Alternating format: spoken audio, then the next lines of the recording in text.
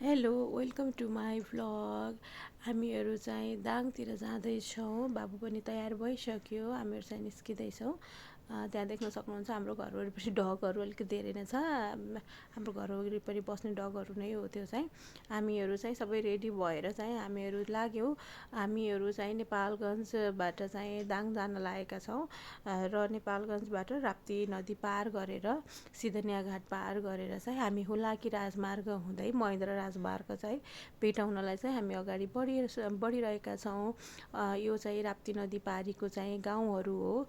गाउँहरू त धेरै ठुलो गाउँहरू छ होइन। बाटोमा अब के नामहरू थियो, एक्ज्याक्टली मलाई नामहरू चाहिँ थाहा भएन।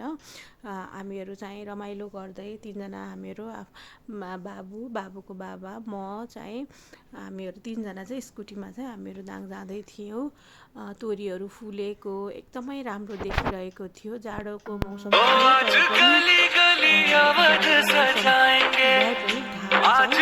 एकदमै टाठो लागेको थियो, त्यसैले चाहिँ त्यस्तो एकदम जाडोको फिल भएको थिएन, न्यानो फिल भइरहेको थियो। यो चाहिँ हामी कुनै खोलाको पुल तरिरहेका थियौँ। एकदम लामो थियो यो पुल चाहिँ, देख्न सक्नुहुन्छ हजुरहरू। कति रमाइलो थियो। घाम यति राम्रो घाम लागेको थियो, यति राम्रो घाम लागेको थियो। अरू गाडीहरू, बाइकहरू, रिक्साहरू पनि ओहोरदोहोर गरिरहेका थिए। तोरी फुलेर झन् त्यसैमा यस्तो राम्रो देखेको थियो। सुनमा सुगन्ध चाहिँ देखिरहेको थियो। हामीहरू चाहिँ अब अगाडि बढ्दैछौँ। अब धेरै टाढा छैन, अब नजिकै छ। हामीहरू अगैया पुग्दैछौँ। हामीहरू चाहिँ अब लगभग पुगिसकेका छौँ। यो चाहिँ अगैयाको नदी पारीको राप्ती नदीको किनारमा रहेको एउटा पिकनिक स्पोट हो। यो चाहिँ हामीहरू चाहिँ एकछिन पुल नजिकै रोकेर एकछिन चाहिँ भिडियोहरू बनायौँ। पुलको भिडियोहरू पनि लियौँ। बाबुलाई पनि एकछिन यसो रेस्ट हुन्छ, खुट्टाहरू स्कुटीमा बसेर पाटेको हुन्छ भनेर चाहिँ हामीहरू चाहिँ एकछिन ओर्ल्यौँ। अनि हामीहरू पानीसानी खायौँ, बाहिरतिर यसो गएर अनि यसो भिडियोहरू बनाएर चाहिँ हामीहरू बसिरहेका थियौँ। यहाँ चाहिँ सक्नुहुन्छ कति रमाइलो, कति राम्रो ठाउँ देखिरहेको छ। मलाई धेरै नजिक जान एकदम डर लागिरहेको थियो, किनकि मलाई नदीहरू, यस्तो ठुलो नदीहरू देखेपछि एकदमै डर लाग्छ। मलाई चाहिँ फोबिया छ यस्तो ठुलो नदीहरूसँग चाहिँ। त्यसैले मलाई चाहिँ यो म हेर्नु सक्दैन धेरै गहिरो तलतिर चाहिँ।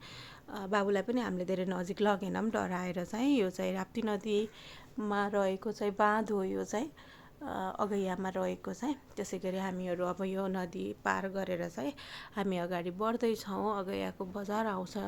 यो नदी पनि अलि लामो छ, पुल पनि अलि लामो नै छ। यो चाहिँ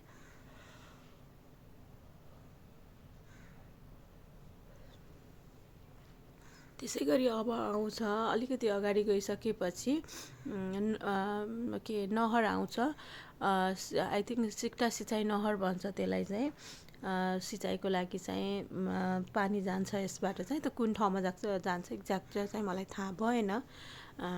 त्यहाँबाट चाहिँ हामीहरू अगाडि बढिरहेका छौँ।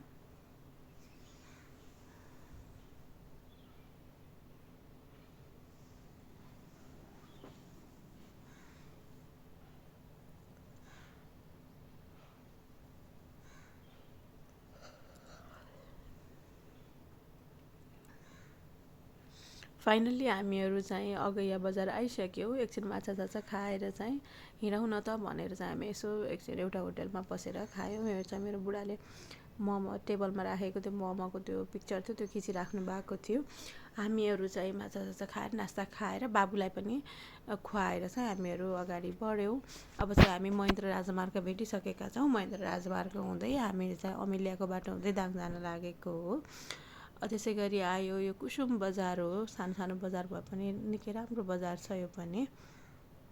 हामी अब चाहिँ अब धेरै छैन, हामीहरू चाहिँ अब केही समयमा चाहिँ हामीहरू दाङ पुग्छौँ। अबको 1-1.5 घन्टामा चाहिँ यहाँबाट हामीहरू चाहिँ दाङ पुग्छौँ हामीहरू चाहिँ।